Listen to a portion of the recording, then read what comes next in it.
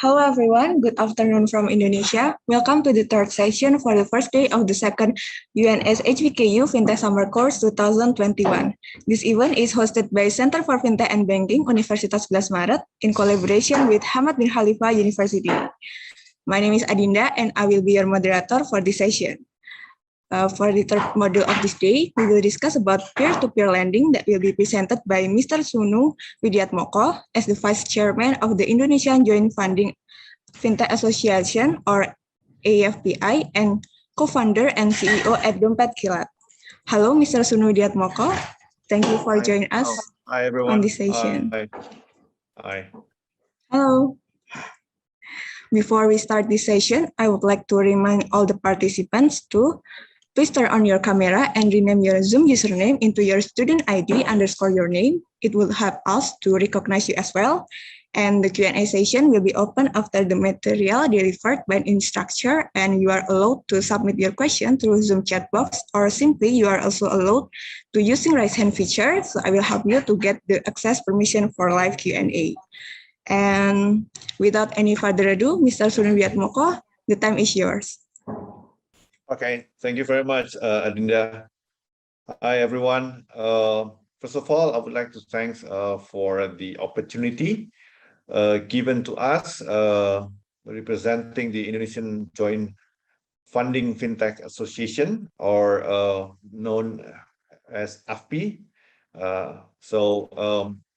I'm here as a Secretary General of the association, and I would like to present to you the fintech lending in Indonesia.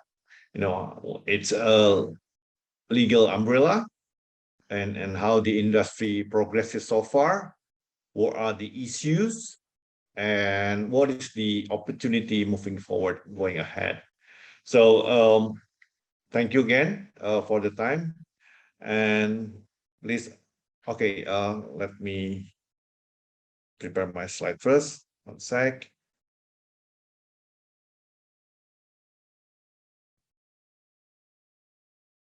Okay. Hi, everyone. Again, I hope you would familiar with the fintech peer-to-peer lending. I mean, in general, you would understand that it's a fintech lending, right? It's a lending based on the digital systems. But I think under the current regulation, under the OJK or the Indonesian Financial Authority, fintech lending is somehow set up maybe different with what happens in other countries, right? So under the POJK 77,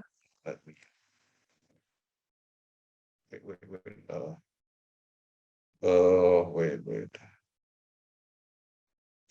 Could you do next? Am I in control or somewhere? Okay, next, please.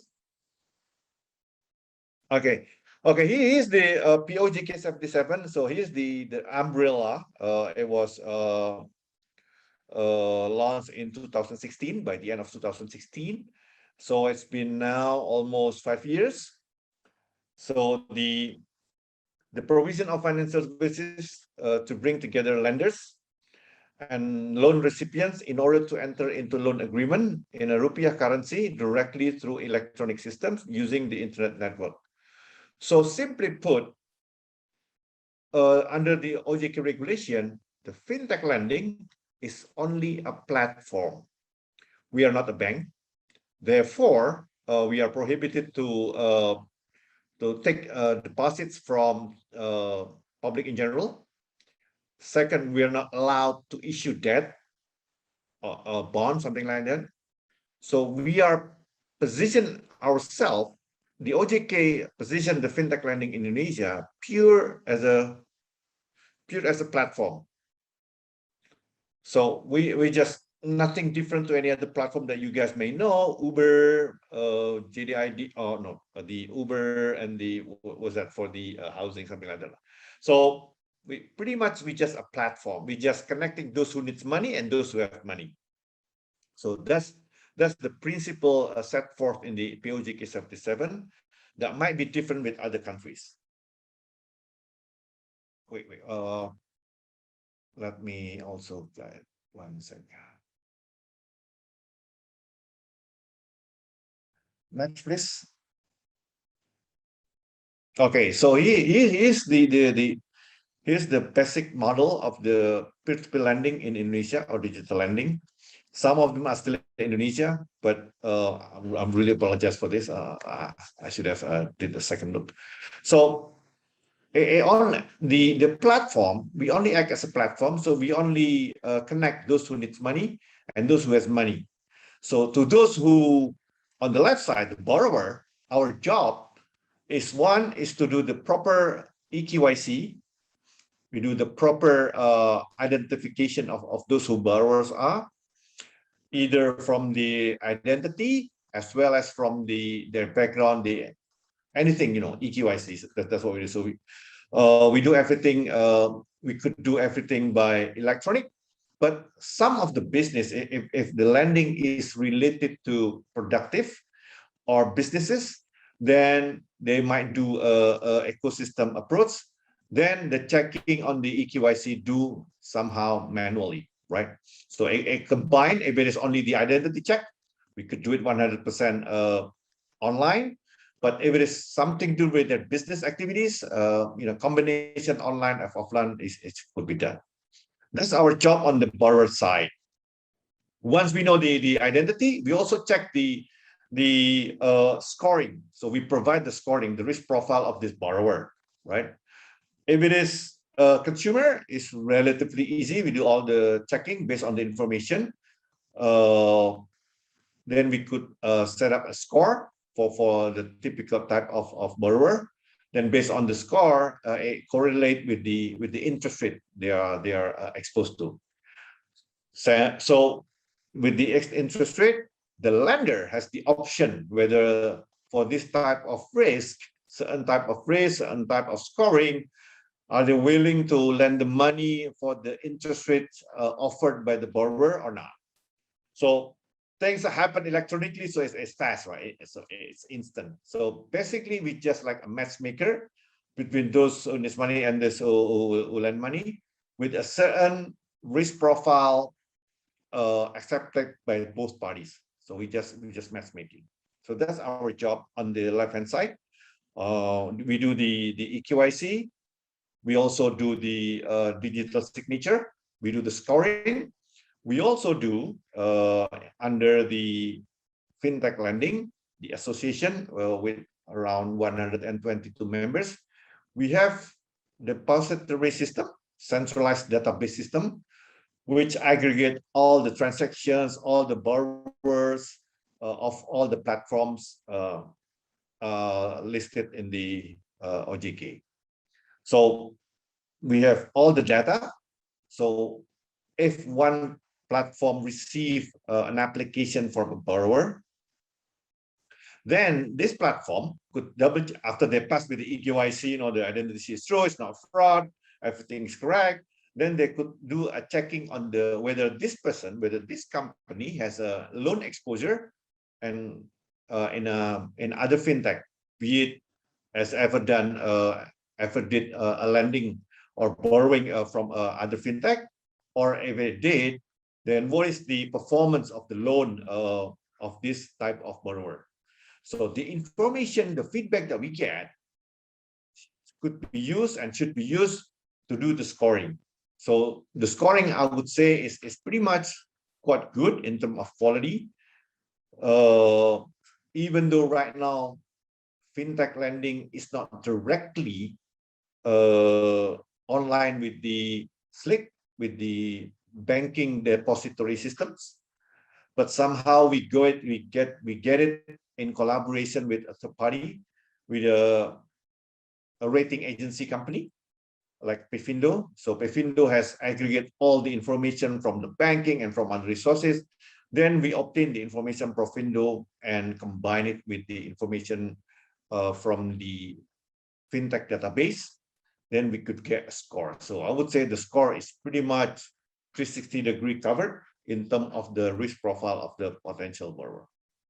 So having said that, from the borrower side, we offer the lending opportunity to the lender, whether they want to lend or not. So Once the lender agree, then boom, we cross the transaction.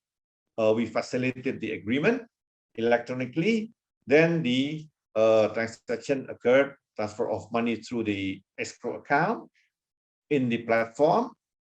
But OJK prohibit the money in the escrow sit more than 2 days. It's very important. So this to qualify us as pure as a platform, so we don't collect money from the third party or from the lenders. The money only in transit, not more than 2 days. So that's it. Then after the loan is performed, another obligation that we have, if we do the collection when the loan is due. So that's also our job. Then after we collect the money, the collected money goes into the escrow. Then it could only sit not more than 1 day. Then it goes to the lender. So we are really pure as a matchmaker here under these regulations. So because of this, we have all the flexibility, because the OJK, or the Indonesian Financial Authority, they do not govern us under the prudential policy like the banks. So everything has to be prudent, because the decision is at the bank. They collect money from third party, or they're taking deposits from public in general. That is not the case of us.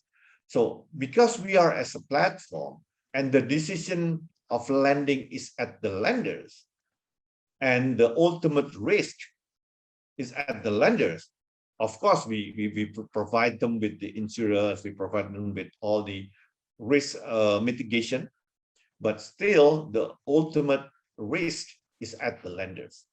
So because of this, we have all the flexibility, much more flexibility than banking, than financial, than traditional institutions which are under the prudential policy. So the flexibility that we have is that we could pretty much free to define what would be the best to define a risk profile under the 5C criteria for a borrower, which would not be the case of a bank. For a bank, it's heavily regulated. They could only lend money to a company who has make profit. They could only lend money to a company who has audited financial report. They only lend money to has fixed asset as a collateral, and so on and so forth, right? Everyone knows. Which that's not our case.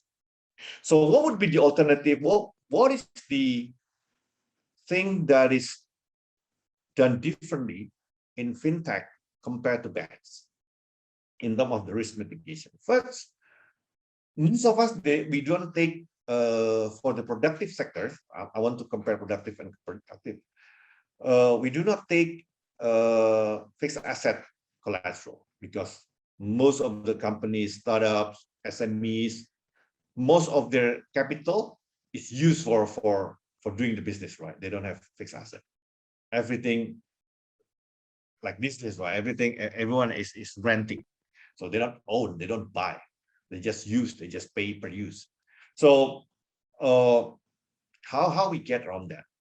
First, instead of fixed asset, we use the personal guarantee of the director or the commissioner. Then the question would be, would they willing to do it?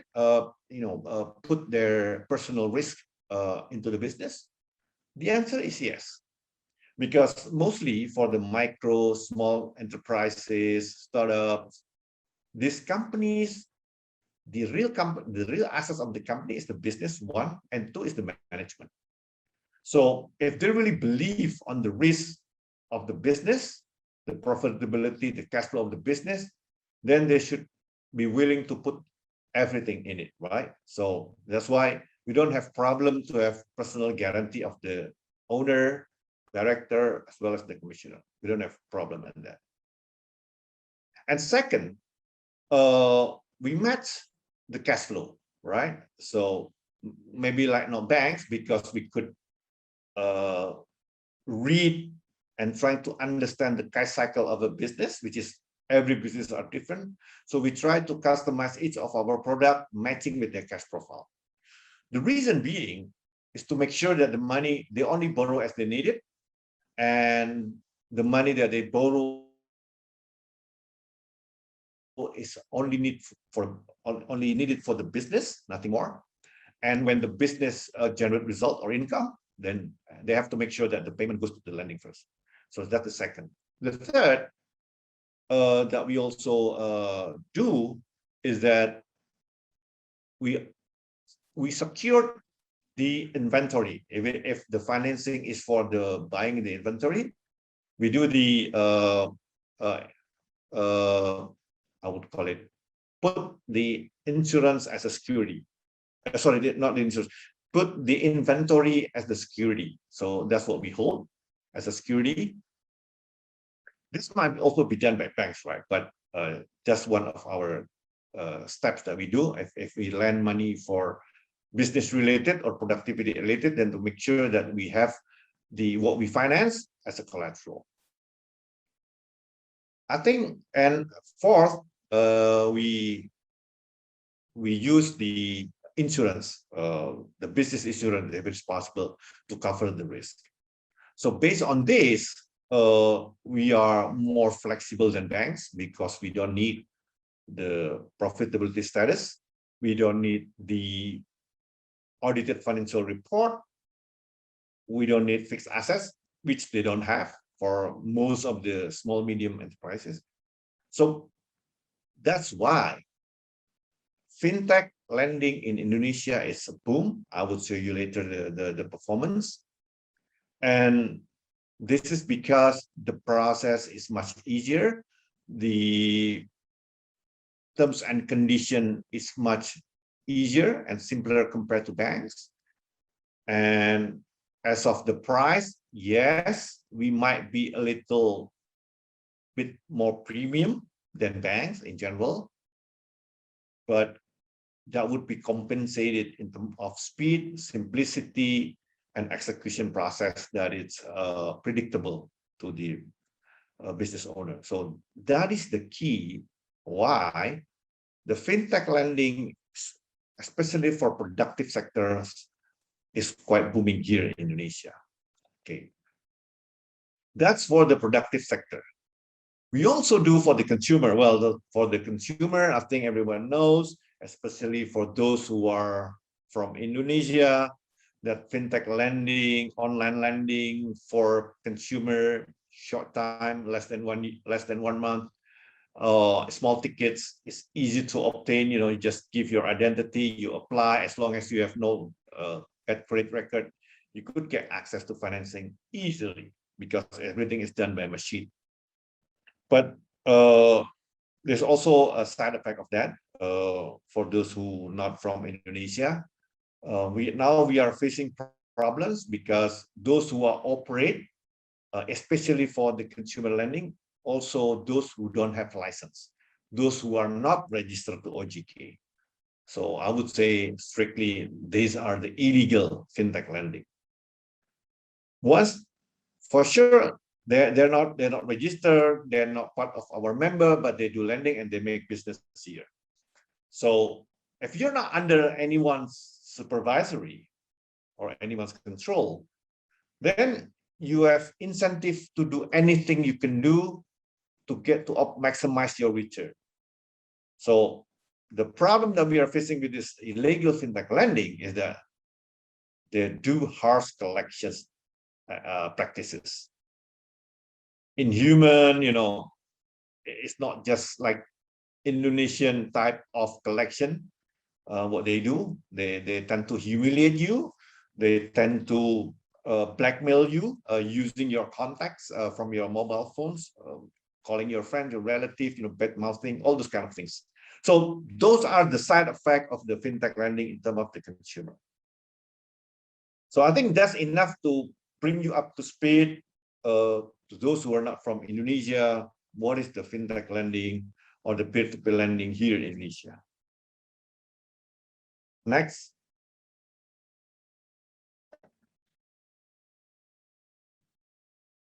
Okay, here's the business model. One is those who are in the micro retail lending. So usually this type of, hold on, my internet is not stable. One sec. Okay, am I clear my voice? Is everyone can hear? Yes, we can hear your voice, Mr. Sunu. Okay. Is it okay now? Yeah, it's okay now. Okay. Okay, let me continue. One is those in the micro retail lending. Second is the consumer. We call it here pinjaman multiguna. This consumer lending or cash loan, multi-purpose loan. Typically, they're just lending money in cash directly to your account. Small tickets, usually less than 2 million in general, for a time period less than a month, and the interest usually is quite high. The third one is the productive lending. These are the lending to support the startup, the micro and small businesses. And the fourth one is the Sharia, the Sharia or the Islamic lending structure. So these are the four pillars of lending that done by the Indian industry. So these are the category that we have in the industry.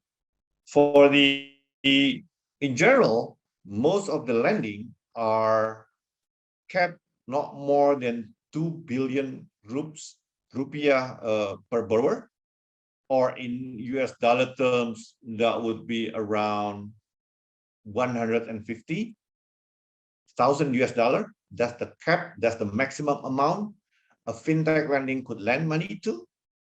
So any numbers above that is prohibited. So we only allow to lend money less than 150,000 US dollar in general. That's the maximum amount. And those amounts are usually done for a platform that are in the productive sector. On the third pillar, on the third one, and maybe also the Sharia, As for the first and second, usually a very small amount tickets, and usually it's pure done online, 100%. As for the productive sector, the Sharia sector, the process is combination of online and offline, because Indonesia, it might be different with other countries where all the information are easily provided online. But here in Indonesia, it has to be combined between online and offline for productive businesses or the ecosystem businesses. Next. Okay, these are the loan disbursement on the industry in cumulative from 2017 until 2020. In 2017, the aggregate was 3 trillion. In US dollar terms, it's around 200,000 US dollar, and it goes up 700,000 in 2018, and in 2019 it goes to, well, it's about 40 million, 4 billion US dollar, and it goes up to 50 in 2020, and 2001 we expect it goes to close to 10 billion US dollar.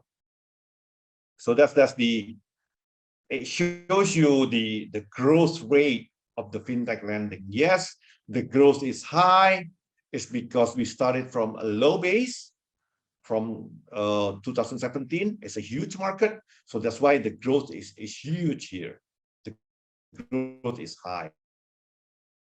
Next.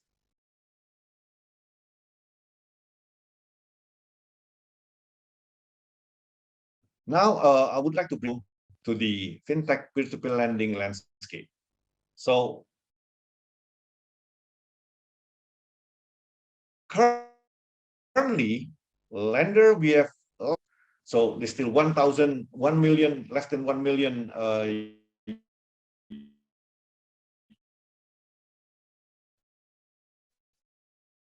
lender.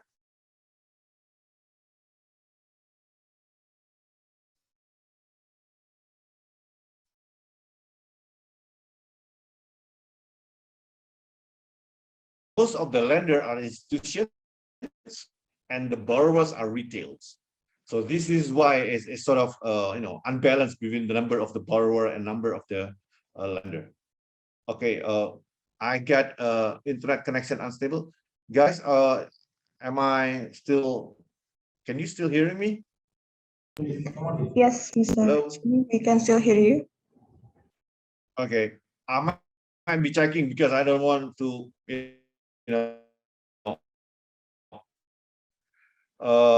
talk, but you cannot hear me. So just let me know if you don't hear me, because I think my internet connection is not very stable here. More than 221 trillion as of June 2021. And now there are 121 fintech players here in Indonesia. Okay, those are the current landscape. But on the right side, I've tried to bring you the up to speed. What is the opportunity here? So why the fintech is okay? I give you the explanation. Regulation is very supportive. That's true. But what is the market? What is the opportunity there? So individuals, there are 186 million productive individuals at the age of more than 15 here in Indonesia. And unbanked SME. So these are the underserved, the unbanked SME. There are close to 50 million micro, small, medium enterprises that not have access to credit. And in terms of unbanked people, there are 122 million individuals who do not have access to credit. And most of all, this is the research from the World Bank. It shows that there's still a lack of or a gap of 1,000 trillion. So in terms of numbers, it's about 80 billion US dollar of credit gap, meaning the need of lending that is not being fulfilled by the existing conventional financial institutions. And that what makes that is the drivers behind why the fintech lending in Indonesia, the market is so huge, why the hype is so big.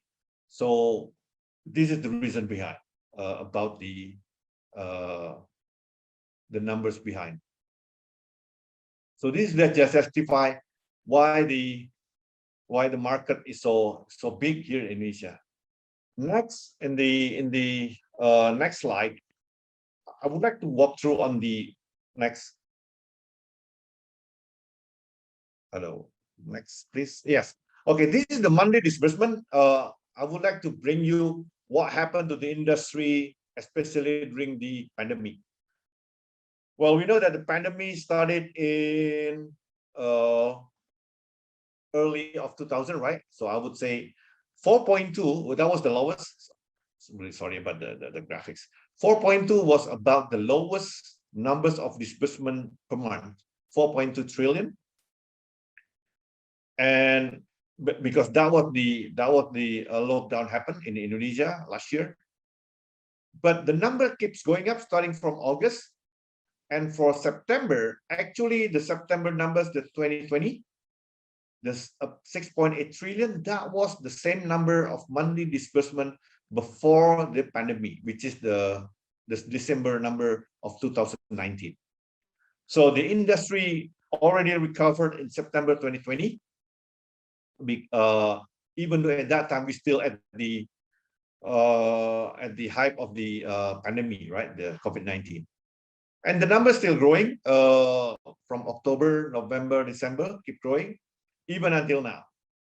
So it shows to us, it facts that fintech lending helping the economy to grow, even though during the pandemic, even though people are limited to in terms of activities, very limited activities, business activities, but fintech could support the business activities of the small medium enterprises during these difficult times. So one of you all the students might ask, well, what about the NPLs? What about the non-performing loan?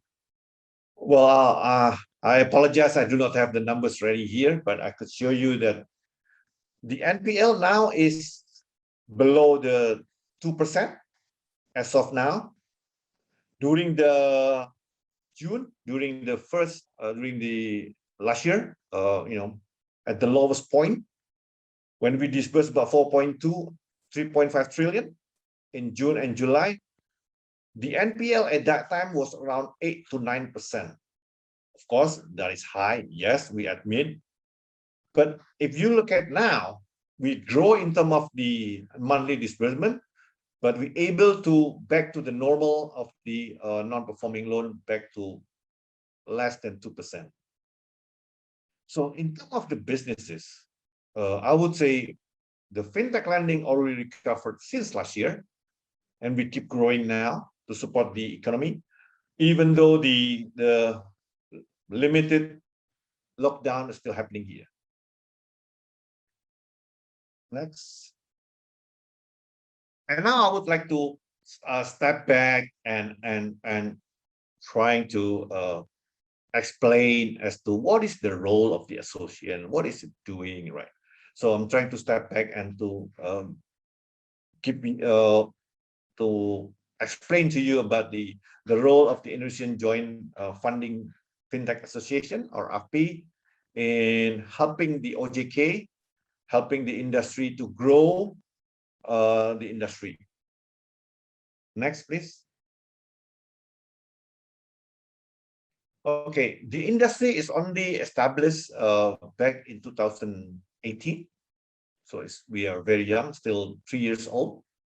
And the reason why the association was formed, the Joint Funding Fintech Association was formed, it was because of the illegal fintech lending. There's so many noises, there's so many problems created by this illegal, that the OJK say to us, at that time still around 50 platforms.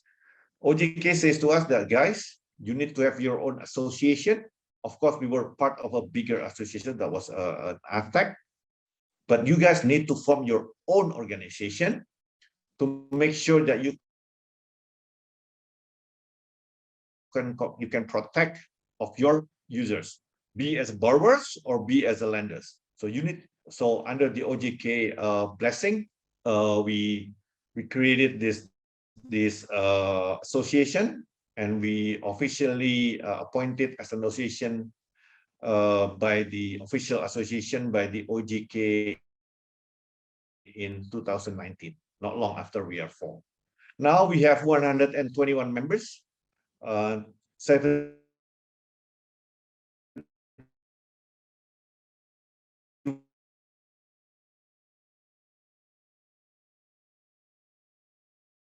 one of which are licensed and 50 are registered. Okay, I'll bring you about the regulation that we have. Can you hear me?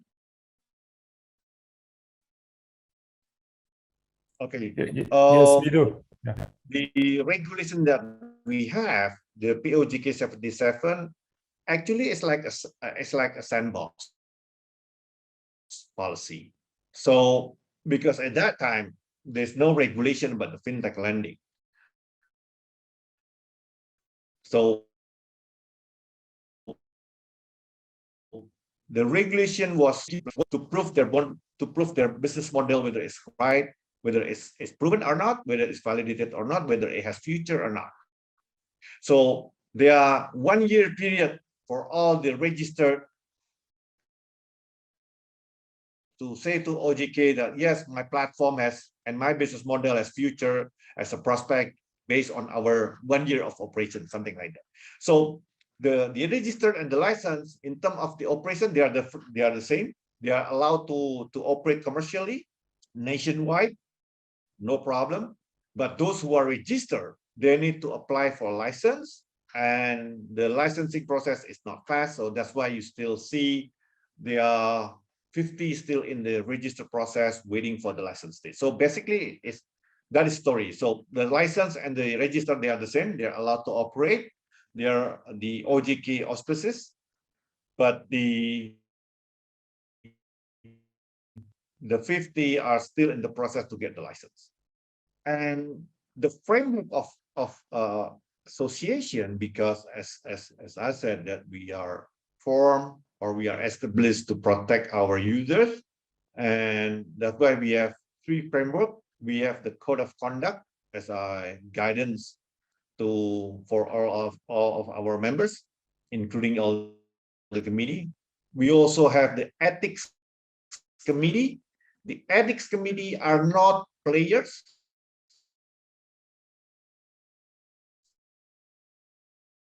These are independent. I'm sorry. Whether we are or we have violated the code of conduct or not, if they are complained from the consumer, and we also have even from OJK. So we open all doors for consumer complaints. So these are our framework. Next, please. And next, please.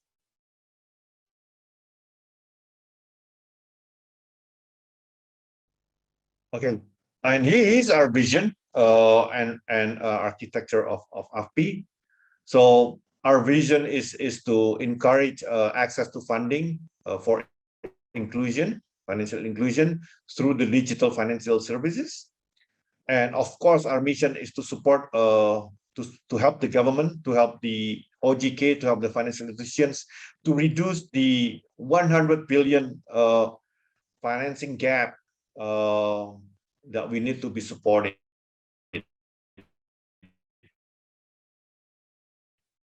So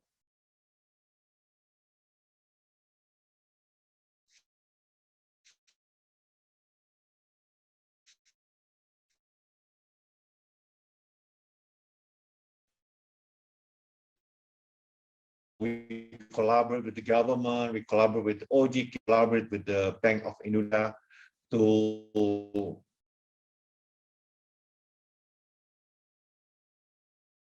make the access usable to be throughout the country. Okay, am I breaking up? We can hear your voice now, Mr. Sunu. Okay, let me continue. And the architecture that we do of the Joint Funding FinTech Association, first is political advocacy. Policy advocacy. What we mean by policy advocacy, we just an infant industry. We're still baby. We need support from the regulator to make the industry grow stronger and healthier. So that's why we need support in terms of regulation, be from the government, also from the Bank of Indonesia, who regulate payments.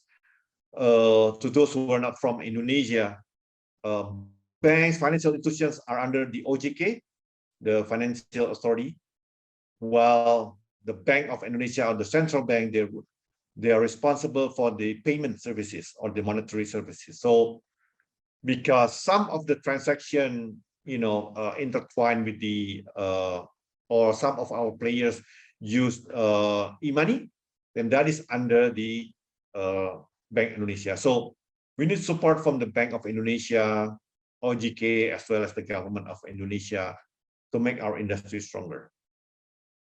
And code of conduct, here's the code that we have to be complied by all of our members.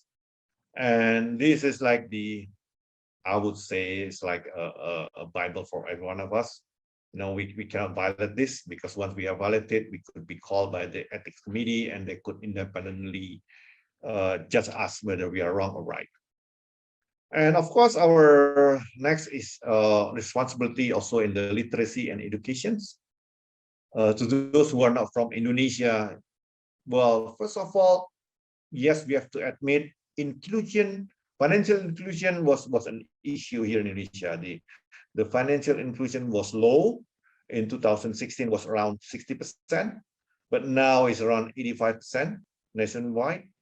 But the problem is with the financial literacy. That's really our problem right now. People might have bank account, but they don't know how to use it. They don't know how to capitalize it. They might have access to financing. They might have borrowed money from fintech or from multi-finance, but they don't know their responsibility that they have to pay on time, but they cannot run away, that they have to fulfill their obligations. Those are things that really our homework in general as a nation. And there's no choice for that. We have to do that hand in hand with all the regulation people, universities. So that's what we do. Data knowledge and intelligence, as you know, that fintech is always changing. The technology is changing, technology is moving. So we need to update the data knowledge, the intelligence, what is the best technology out there. So we need to make sure that we are up to date with the technology out there. So that's always our goal.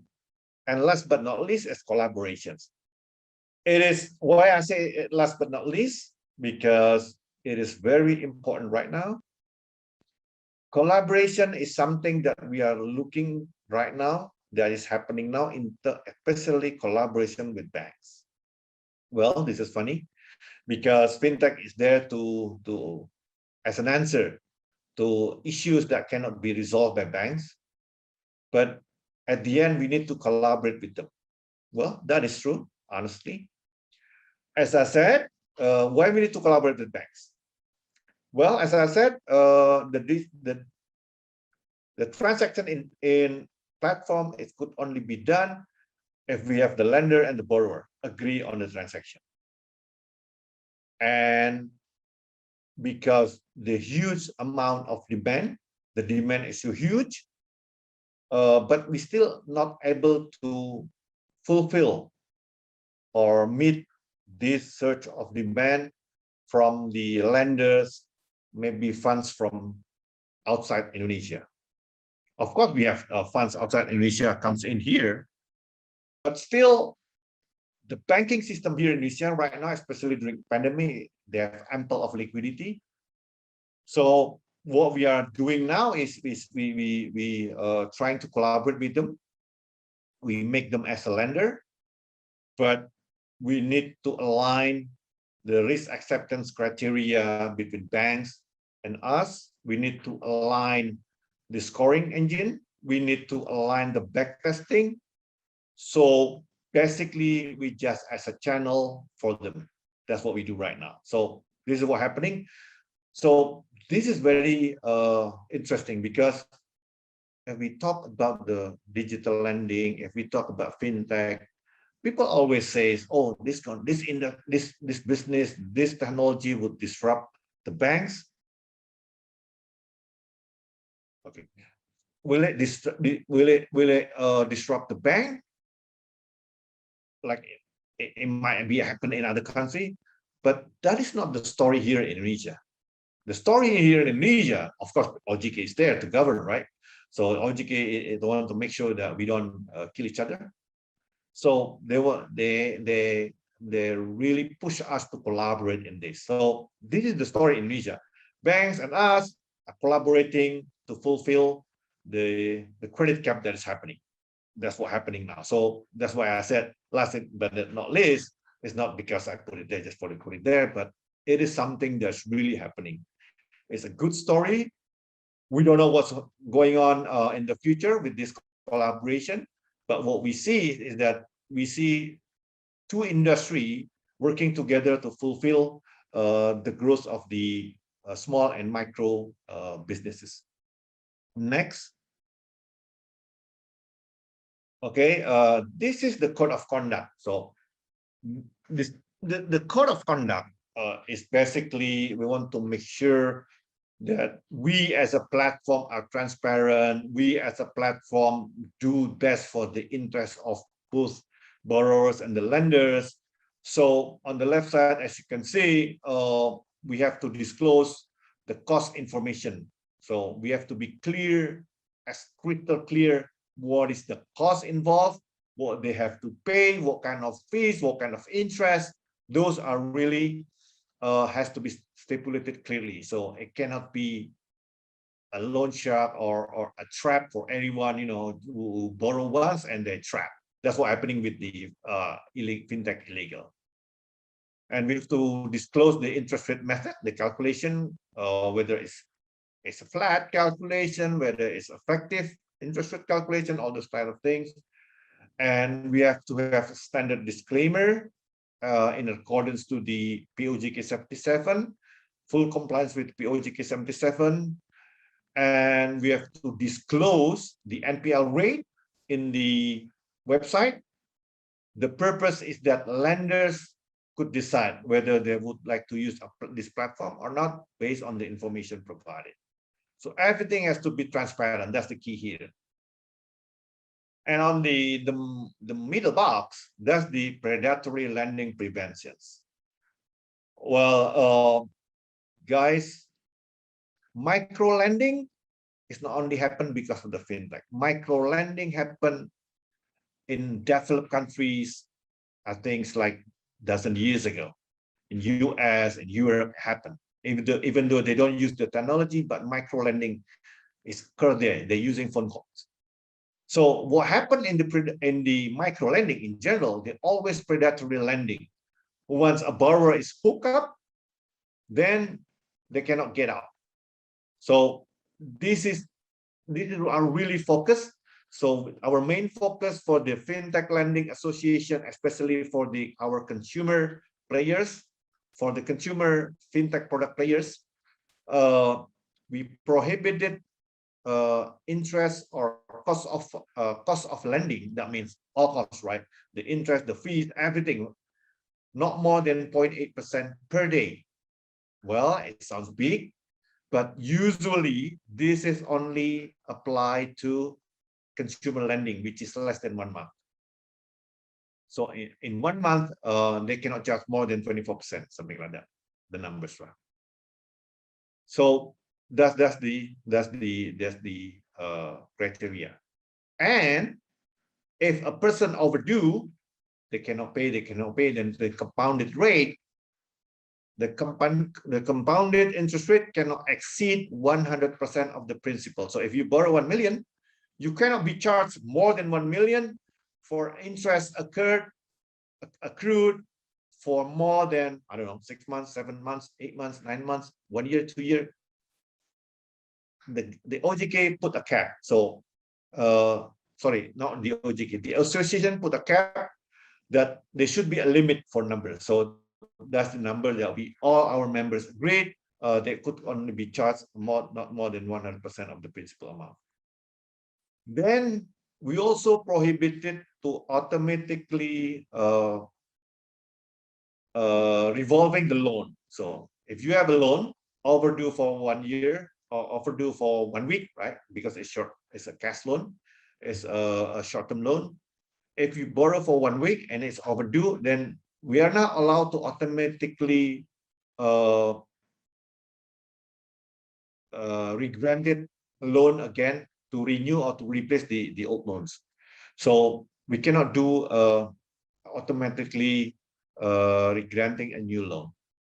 It has to be agreed by parties. So nothing can be done automatically without the approval of the borrower. That's the key. Then it has to be fair in terms of the obligations and the assessments from the loan recipients. So they have to accept all the terms and conditions. They have to accept all the terms and conditions stipulated in the agreement. So it has to be clear. And the signature has to be in accordance with the regulations. It has to use the official digital signature, which is they have the new permit for that third-party provider. And last, we're not allowed to. It's not engineering. The right word here, because it's translation. The right word is data manipulation. So we are not allowed to manipulate the data to fix up the data. That we are not allowed. So these are the major principles for what happened in the predatory lending. So these are the things that our code of the ethics committee really focus on. On the right side, this more on the collection, because this what distinct us from the illegal and the legal ones. So we prohibited our member to use the physical and the mental violence when they do the collections. And they should use the third-party collection. Hello, am I losing connection here? No, Mr. Sunu, I'm sorry, we have a little problem here. Okay. Could you okay, let me while you guys working on the slides. Okay, we have to use, under the current regulation, we have to use the third-party collection for a time period more than 90 days after the due date. The reason being is that the in-house has been trying to do the collection for 90 days. If it is now succeeded, then they should give it to the third party, which is also registered with the association. And other practices of the collection, I don't have to elaborate here, but basically on the right side, we try to make the borrower human. So we have to treat them as a partner, not as an object, to squeeze them, to fulfill the obligations. And based on this, it's still a room, because this is what happened last year. There's a room for restructuring. So there would be a case whereby what happened if, like last year during the pandemic hype, right? During the lockdown, people cannot do businesses. They stay at home. They cannot do businesses. They cannot pay their debt. Then what's happening to those? Then under the code of conduct, we make an agreement with the lender that we did a quite massive, I would say, restructuring, whereby those who are affected by the pandemic, they apply for loan restructuring, basically in the form of extension period, lower interest rate, installment, something like that. And most of them are approved by the lender. So again, the decision to restructure is not at us, but we as a platform, we facilitate the request of the restructuring to the lender, and most of the lenders agree, right? Because everyone knows it was a difficult time. So that's about our code of conduct. Next. And here's the role of, next slide, please.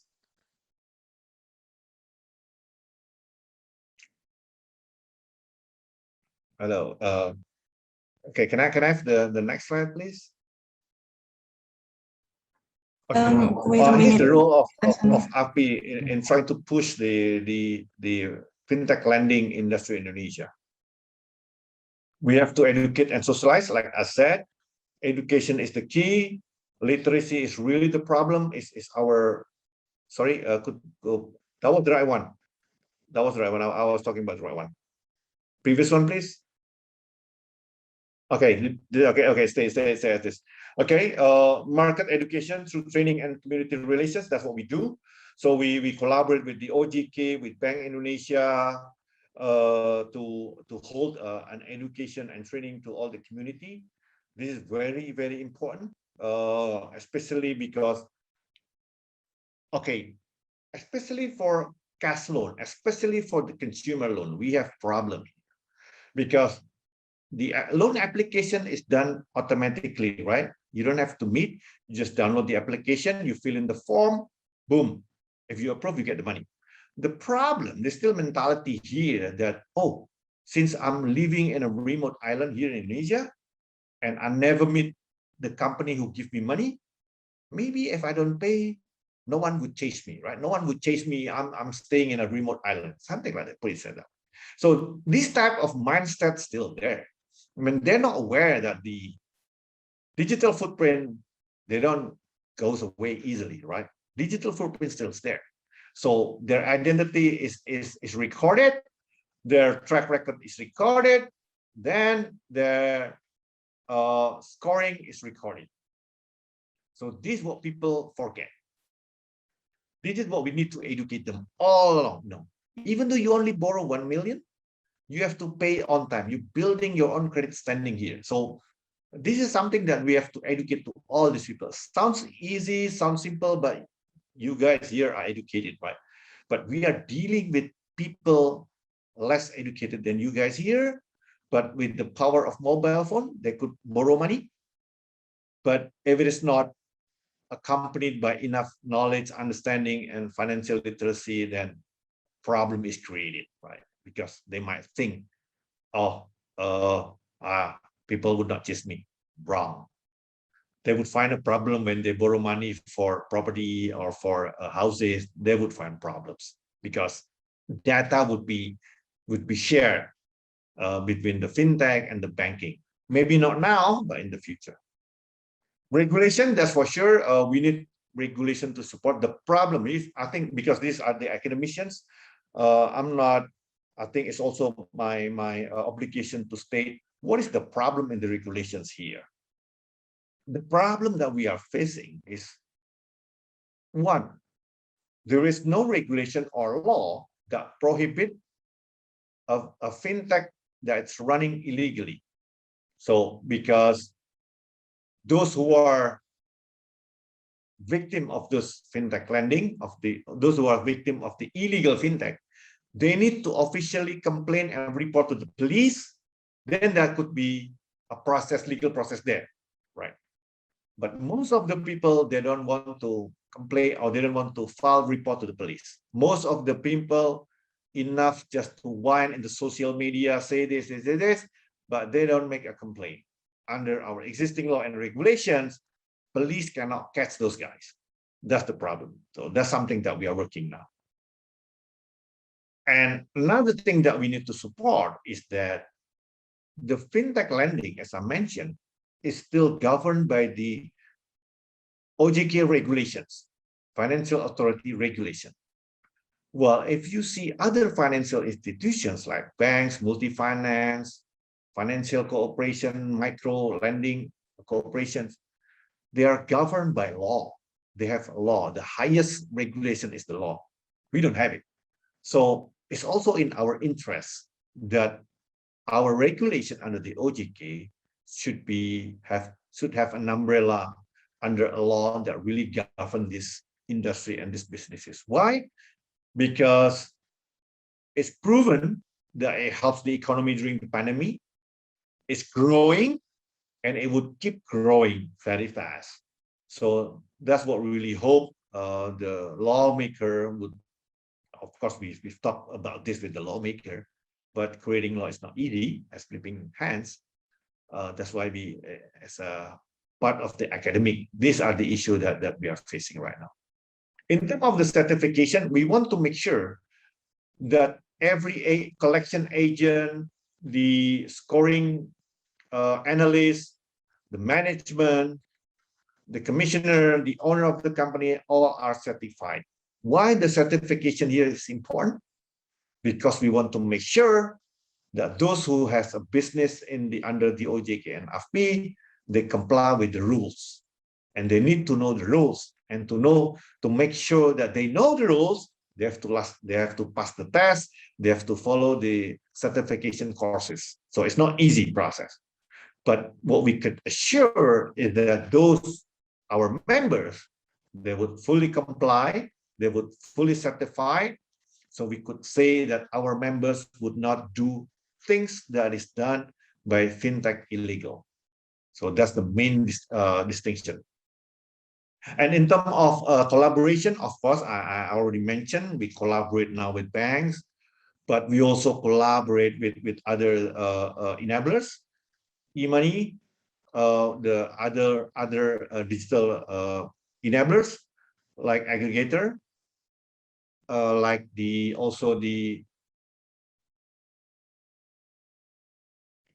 Insurtech, insurance technology, also with the RegTech. So we collaborate with all these people, with all these enablers, to make sure that we could deliver a transparent product, a well-integrated product, collaborate with other parties. So that's the key of us, how we could able to push this fintech lending industry moving forward in Indonesia. Next, please.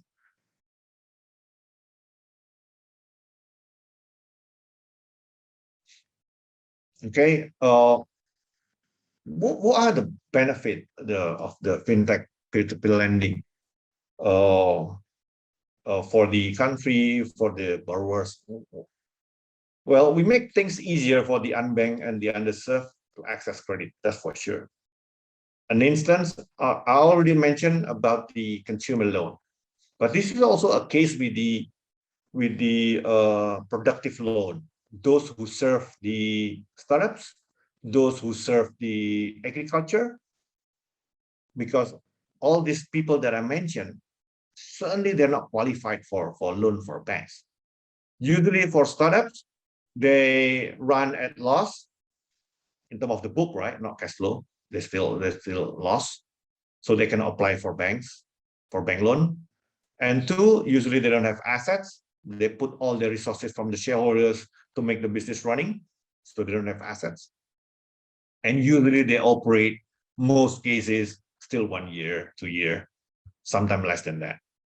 So fintech, like I said, we provide innovative approach to support these people. Even for farmers, like my what company does, we lend money for farmers.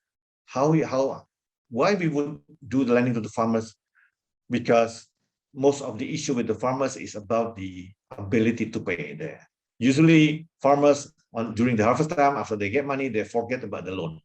This is really like a story, right? It's like everyone's story, right? Everyone knows that usually farmers, when they have a huge success in the harvest, they don't pay their debt. While they have fun on their money, so but they forget to pay their obligations. So why some of the fintech believe in this market? Because they bypass the money from the borrower's hand. The payment is not from the borrowers. The payment is from the buyer. So with the ecosystem approach, we lend money not in terms of cash to the farmers, but we lend money in terms of seeds, in terms of fertilizers, pesticides. Those are the lending for. So during the harvest, we have an agreement with the buyer that the money should be used first to pay the debt, then the remaining goes to the buyer, to the farmers. So with this approach, we bypass an issue of willingness to pay. Of course, right? You know, in the banks, there are always two issues: ability to pay, which is something to do with the business, ability to pay, and the willingness to pay. So fintech trying to get around on the willingness to pay, because all these people, the farmers on these things, you know, all these underserved, the underbanks, if you check them, most of them have a defaulted loan on the. I would not say most. That would be too exaggeration, but some.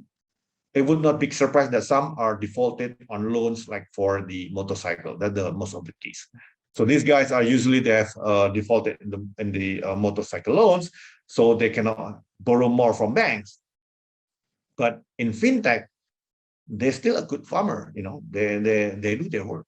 So we get around, holding money, paying their debt from their own hand, but we use it from other parties. So this type of ecosystem approach is an innovation that has been done by the fintech productive.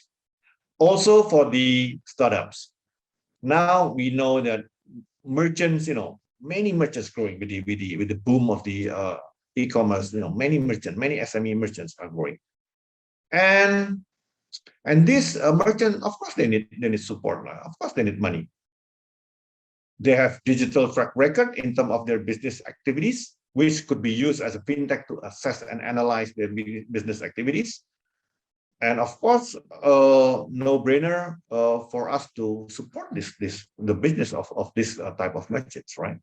So, but the merchants never receive cash; they receive the goods. Guys, sorry, I have to. I need power. Can I take a break for like 30 seconds to run for my charger and back again here? Really sorry for Yeah, of course. Yeah, please take your time, Mr. Sunu.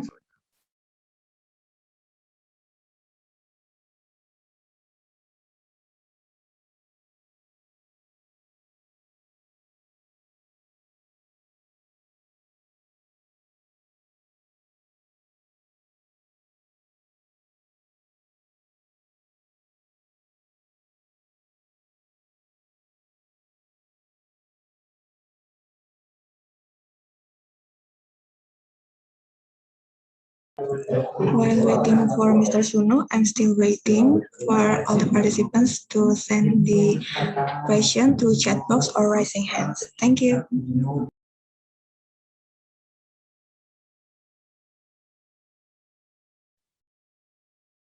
Okay. Okay. Previous slide, please. Okay. And okay, let me continue on the productive sector, right? For the merchants, and most of the support that we also do, apart from the merchant, we also support the startups. The startups who are involved in the business, mostly with the digital ecosystems. This is most of the business issue is the working capital. They have job performed, they have the invoice, but they need more money to fund the activities. So these startups, they use their invoices as a pledge, and they get money from the fintech. So these are the processes that we do. Why would the fintech would do it? Because the payment comes from the job that's been done, and the payment comes from an account from the buyer of their services or their products. Then the payment would come into a joint account, so everything becomes transparent. So we don't depend on the borrower to pay, because we have the standing instruction when the payment is made to the joint account, then we would receive the payment. So this type of innovative approach to get away or to structure the loan and not to depend very much on the willingness to pay of the borrower, but we could structure it as such that we could away from this willingness to pay issues, but more focus on the ability to pay. So this is what makes fintech different. At least we knock down one issue, we have one to remain. Well, the one is remain solid. I mean, debt has to be paid, no matter how, right? So the ability to pay is nowhere to compromise, that's for sure. So we are the same with banks in that, like. So because of that, we could facilitate financial services to all this underserved. Then we could improve standard of living of those who are starting their business, some of the micro businesses, merchants that need money to run their business. That's something that is not available if it is only the conventional financing or conventional financial institutions like banks and multi-finance. And for the fourth, we helping the SME to get low interest business capital. Why I still would say, because for the can you go back again, please? I'm sorry. Sorry for the previous one, please. I was still in the okay.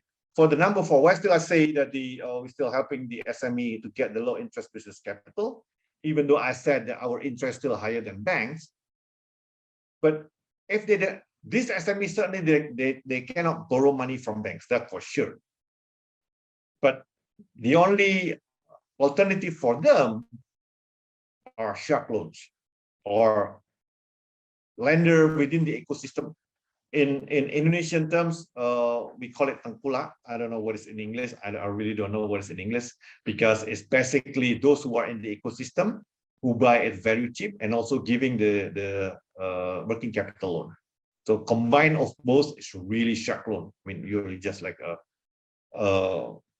some call it lintah darat, but in English term maybe just really shark loan. You really squeeze the SMEs. So we try to help them solution to give a more transparent lending, but still higher than banks. But they cannot access banks because they're not bankable. So to them, to the SME, we still answer to what they need. Number 5, we're still supporting the national financial inclusion for sure. So more businesses come up, more entrepreneur wants to start their business because of the easiness to access to the financing. And ultimately, the number 6 is we help to fill in the credit gap in Indonesia. That's our ultimate goal. Okay, next slide, please.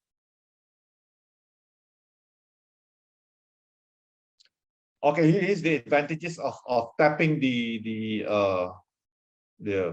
digital lending. For sure, it's speed. You know, we do the technology. The speed is ours.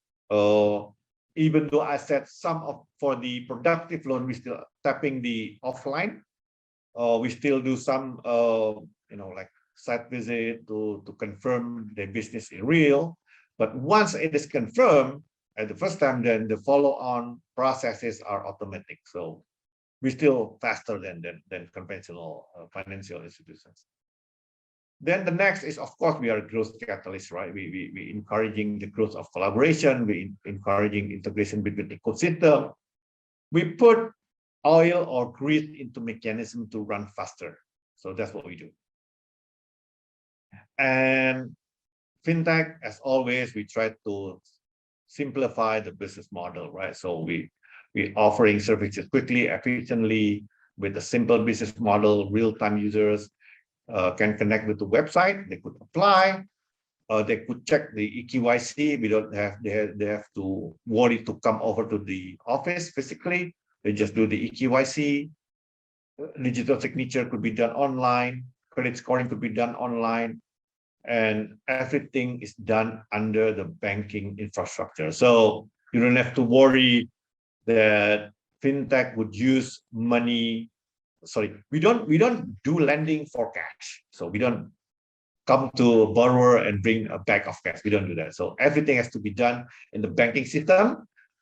So because we do everything under the banking system, we are heavily regulated as of the use of the money under the what you call well, Indonesia is AFPI PPT, but to make sure that the money not come from drug money, all this type of things. So it's really clean money. That's really the purpose of this. Next, please. Now I'm trying to take onto the risk. So because we could only push and make the industry bigger if we take care about the risk and how to mitigate the risk. Okay. For the fraud risk, the mitigation is for the organizers to take away the fund. So it's like Ponzi game. So under the POJK 77, we are prohibited to do Ponzi games. That's really prohibited. So how do we mitigate that? How do the OJK mitigate it? We have to use the escrow account, the virtual account. So we know that money deposited for 2 days for disbursement, like 2 days, right? At the platform escrow account, it has to have the virtual account. So it has to be identified who the money come from and how long it would stay to make sure that the money would not stay more than 2 days. So that's really our job here. And second is the fake borrower ID. To be honest with you, in the second years of operation, the fraud level is huge in Indonesia. So eKYC is really an issue. At the first time, we are not linked with the Dukcapil or the centralized government database at first. But now, through the rating agency, we are, and through the eKYC company, we are linked with the government centralized database, as well as the digital signature. So these are the fraud mitigation on the identity. On the operational risk, of course, there would be an issue whereby the management would violate the SOP as is stipulated under the POJK 77. And under that, OJK clearly said that the management or the company must compensate the losses of those if it violates the standard operating procedure or if it violates the regulations set forth by the OJK. So it's very strict here. Second, and every players that is registered and licensed in the OJK should qualify for the ISO 27001 for the data protection. That's a must. So in terms of the operational risk, OJK assured that we are at the same level of standard as banks. Credit risk. And for moral hazard and recklessness, we have to make sure that in the agreement that there should be a scoring. We have to do the scoring before the agreement. But after the agreement, we have to make sure there should be insurance or guarantor in the structure to make sure that this to avoid the moral hazard or reckless. And the post anti-default, again, in the agreement, we need to have the insurance, guarantee, or chassis, as well as security on the inventory on the receivables. So that's for the post anti-default. If it's happened on the force majeure, then the agreement should have the insurance, the guarantor, or the chassis of the third party. So these are the structure that usually done by the fintech lending. As you can see here, none of us enforce the requirement to use the fixed asset as a part of the qualification, because that's a big no-no for us. As for the civil and criminal risk, we need to make sure that we have to collaborate with the certified collection company. So we have to make sure that the collection company that our member working is within the AFPI member, so they are certified, so they don't do something that would put the platform in a difficult situations. Next, please. Okay, here's how to get the request. I think it's plain and simple. It's online. You just fill in the form, visit the website, or download the application. You fill in all, and you follow all the processes. And if you are eligible for the loan, for the consumer, everything could be done online, less than 10 minutes, I guess, 15 minutes. Then the money is in your pocket or it's in your account. Very simple. That's for the consumer. As for the others who are still required offline interface, then it takes a little bit longer than this, but not longer than bank for sure, because we would like to cut corners in processes. Next, please.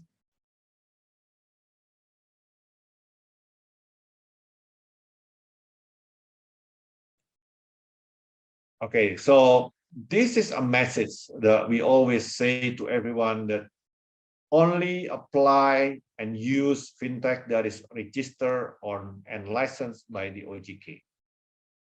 So to those who are put in or they are, I don't know, put in a difficult situation whereby they are somehow transact with a illegal fintech, then they could contact the OJK for sure. They could contact also the association, the AFPI. So AFPI and the OJK are seamless in trying to contain the victims of this illegal fintech. Next, please. So it's just a tip. Maybe this is not important for those who are not from Indonesia, but I just want to show that how the illegal is here, right? How to identify them. Next, please. Screen number. Next. Yeah. Okay. First, for sure, they're not registered with the OJK. That's for sure. And their borrowing addresses are unclear. So usually this illegal, they're trying to mimic the name closer to those who are registered or licensed. So the safe way to avoid illegal fintech is only access fintech that are listed in the AFPI website or in the OJK checklist. So that would be the safest, because these guys are really good in trying to mimic as close as possible to the licensed fintech. And the third one is the illegal fintech. Usually they ask more information on the borrower. Under the current regulation, we cannot access contact list. OJK prohibit that. We cannot access SMS list. We only allow to access 4 data points. We call it camilan. Yeah, that means camera, location, and microphone. So, and of course the email number. So these are really basic information we could obtain from the handset. While those illegal, they try to get everything inside your mobile phone. Then after that, they would use it as a collateral, trying to squeeze you down. So that's really the difference. So if you guys want to know what's the main difference, actually this is the main difference. Then after that, of course, the way they do the collection is really unethical. It's really it's not within our ethical standard. And the way they calculate interest is not clear. They try to put themselves as a shark loan. They try to put you or trap you that you never get out. So this really the typical of the illegal fintech. Of course, they still use the normal or the official channel, App Store, Google Play. So it doesn't mean if you access them through this channel, international channel, it doesn't mean that they are legal. No. I mean, Google Play and App Store, they don't care about whether this company officially registered with OJK or have license to operate. They don't care. They just also platform, App Store and Google Play, this platform. They just put everything in it. Okay, next. So we always encourage people only. This is our 3 simple rules for whenever we talk to people, right? When we socialize about the financial literacy, that is only borrow what you need and only borrow what you can pay, and make sure that the borrowing is really to support your priority. So those are the 3 simple rules. We always say on and on and on and on to everyone, because we want them to avoid borrow money for the sake of easiness, borrow money for the sake of simplicity. So this is our challenge to educate these people. Okay, try to move fast on this. It's about our last sections. And in this section, we try to collab. Of course, we are also under the Ministry of Communication and Informations. about the data protections, that we are obliged to protect the data. But the problem, because it is not a law, it's only regulations, the enforcement by the police is really minimum, because this only govern the players, but this is not a good tools to catch the illegal fintech player. So we still need the law on the data protections. Next, please. Next, please. Next, this is what I just mentioned. Next. Okay. Here's the protection of our users, right? First, we register and supervised by OJK. We also the underwatch of the Ministry of Communication and Information. We have the compliance of the ISO 27001. We also, people could also judge us whether we are good or not, every platform, because in each of players' website, we have to publish the updated the NPL rate or the TKB90. TKB90 means in English short is like the successful payment under 90 days period after the due date. So TKB is tingkat keberhasilan 90 hari. So in simple terms, layman, it would be 100 minus NPL. So if you see a number of 95% in the TKB90 in the website, it means the NPL rate is 5%. And last but not least, we are full comply to the use of the eKYC, digital signature, credit scoring, insurance, collection, including the insurance, if the product is available. So the fintech lending is even though it's not heavily regulated, but it has enough regulators to make sure that we run properly and be transparent and fair to all our users as lender and borrowers. Next, please. And this is about the same, the AFPI role in the security ecosystem.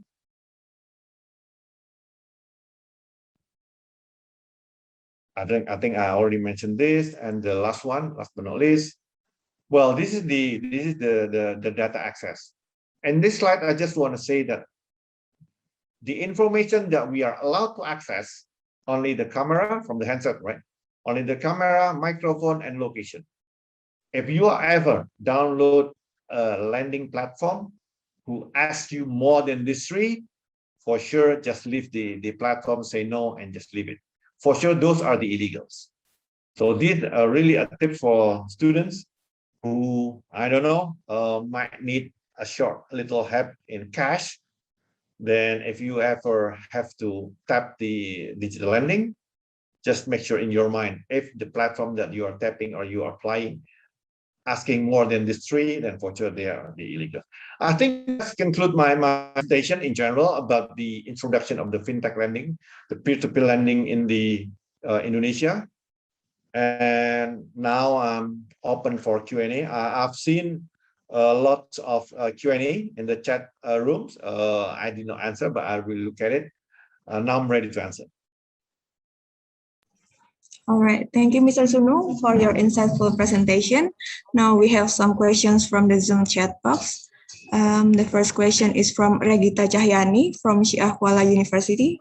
What factor that makes Sharia-based loan platform have higher interest rate than productive funding platform when they literally have a same market target and loan amount?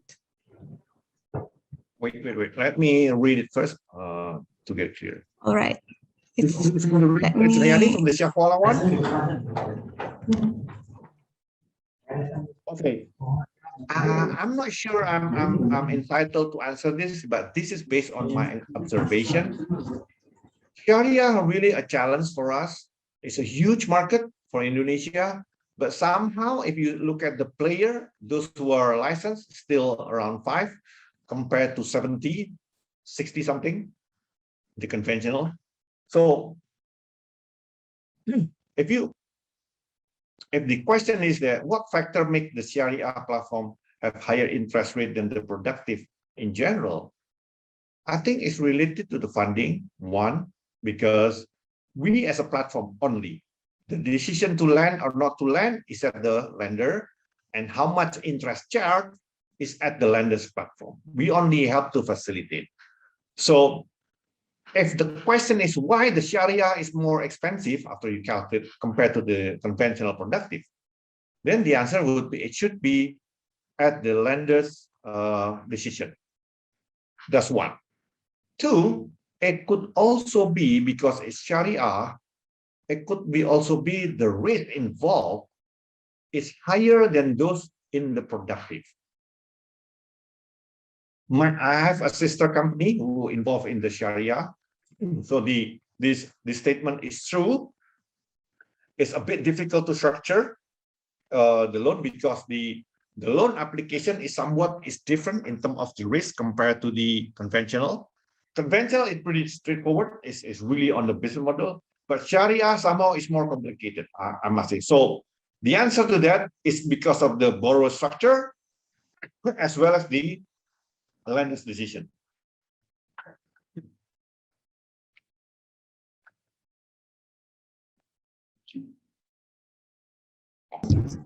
All right. So the challenge, let me conclude one thing. So if we want to see the Sharia industry to grow, we need to broaden the lender space, more lender that is more competitive, and of course the borrower are there. In terms of market of borrower, I believe Indonesia has a huge market and demand for Sharia.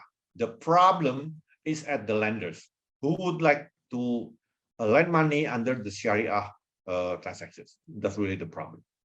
We need to broaden the lenders database, the lender space for the Sharia. Hope the answer. Next, please.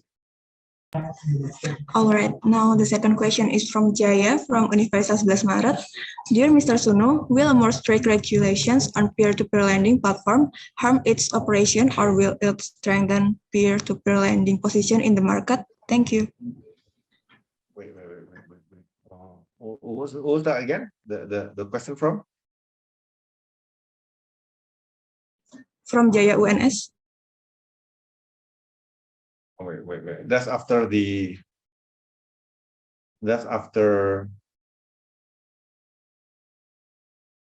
cannot find.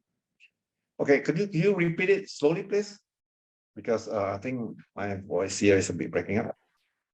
All right. Dear Mr. Sunu, will a more strict regulation on peer-to-peer lending platform harm its operation or will it strengthen peer-to-peer lending position in the market? Okay, more strict regulation. I think this is a very, very good question. Very good. Fintech lending could grow like this because of the flexibility, because of the room for us to innovate within our platform. I think that's the key. If you see, we could recover from last year in August, matching with what happened pre-pandemic, and now we're growing that fast, meaning that we have the flexibility to innovate, flexibility to move away from the risk. So that could only happen because we have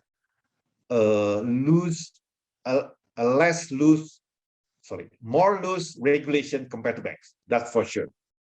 So it's very good questions. And will more regulation will harm the operation? The answer is yes, to a certain extent. But maybe if the stricter is used to improve the confidence of the users, the lender and the borrower, if the strict regulation is applied to improve confidence, to collaborate more with the banks, with the other conventional, then the answer is no. So yes and no. So Jaya is very good questions. is the regulator has to strike into the middle between encouraging into the trust into this new industry, but also not to harm the existing innovation ability of this industry. Very good questions. Next, please. All right, the next question is from Iqbal IPB. We know there are some products of fintech. One from this is peer-to-peer lending. This product have a system like we give it money as a lender to some borrower with offering feedback some interest again. In the point of view from AFPI, is the peer-to-peer lending is safe from regulation side? And in the future, can peer-to-peer lending substitute investment products such as saham, obligation, and reksadana because peer-to-peer lending give big interest gain? Thank you.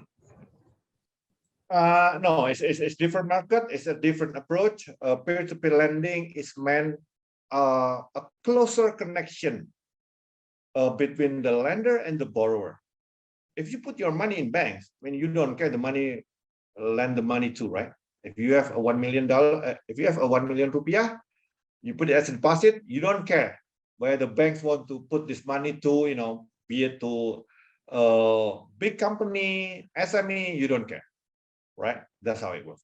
But if you choose your borrower from a lending platform, you have a connection with this person. If you lend money to a company, a startup, for the pulsar seller, you know, all this pulsar seller, you know, with their face in front of their toko, then you have a connection with them. You give them trust, you give your trust to them with a certain amount of return that you expect. And after, when the loan is due, they pay you back. Then there's a connection there that you help this business. And it's a closer relationship between the borrower and the lender.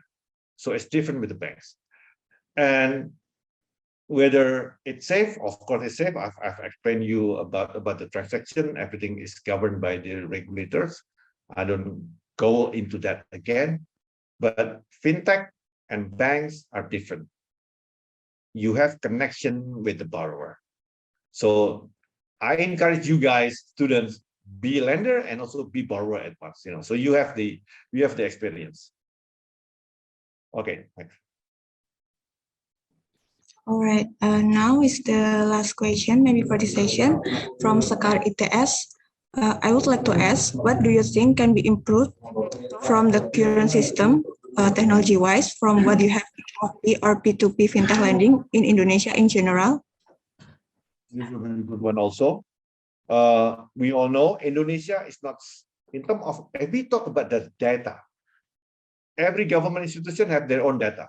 What we expect in ideal world is that we have one centralized information that no one could get away or hide from. That would be the best ideal. When we come into that stage, we could fairly assess a person based on their track record.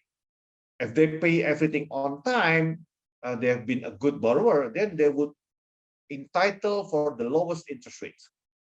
But on the other hand, if you borrow from many institutions, some you pay, some don't, then you should expose to higher interest rate. And most importantly, if you're trying to deceive or you're trying not to pay your debt, everyone will know. So transparency in the next future will be the key here. So that would be a stage whereby fintech lending would be most useful. Remember when I mentioned that for the productive sector, we still use some of the offline. Imagine if the confirmation, yes, this merchant borrow from have the supplier of this company, this company confirmed that this borrower is their consumer, and the buyer of the merchant products also confirmed. If these things could be confirmed digitally, that would be easy. Just we replicate what happened, the easiness, right? The easiness to access financing, like the consumer to the productive, that would be very ideal, very ideal.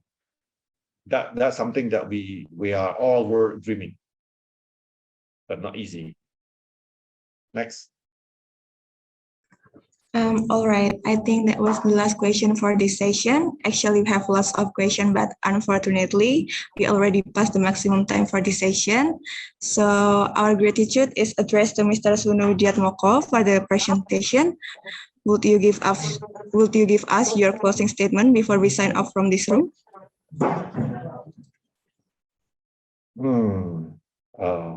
Okay.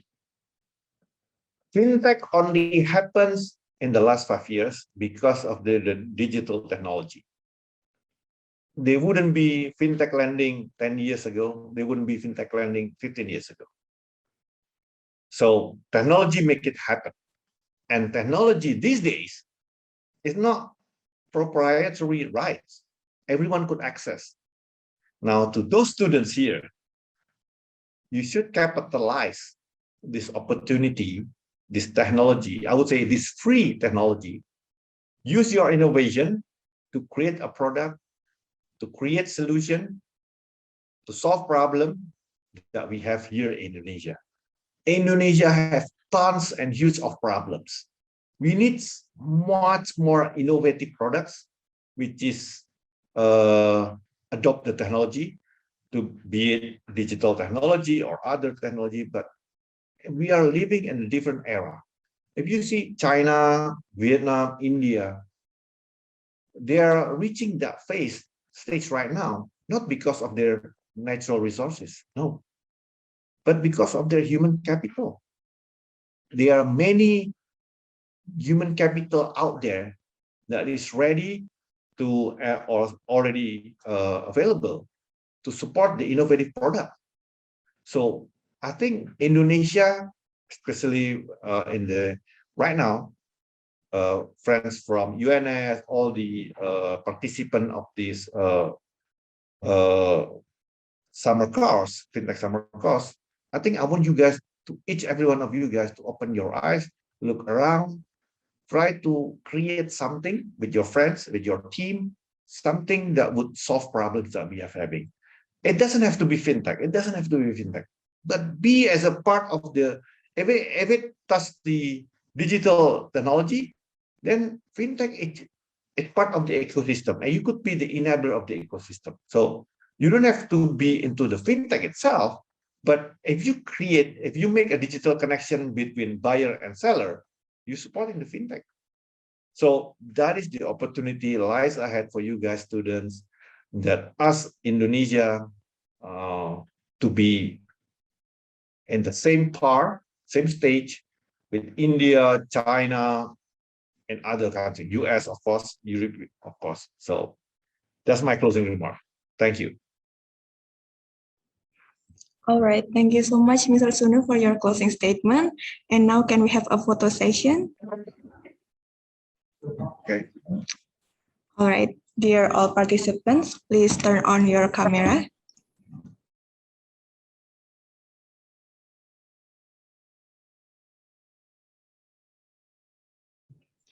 All right, we will take a picture on my cam. For the first slide, 1, 2, and 3.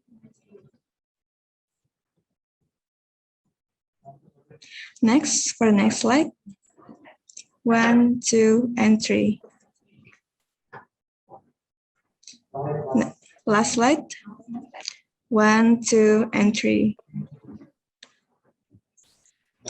All right. Once again, thank you so much for joining with us today, Mr. Sunu. I hope you have a good day. All right. Thank you so much. Thank you so much. Thank you so much. All right. To all participants, I suggest you to keep being online. You can just turn off the video and be ready again for the next module that will discuss about introduction to digital finance and will start in around 15 minutes. I am Adinda signing off from this room and see you on the next session.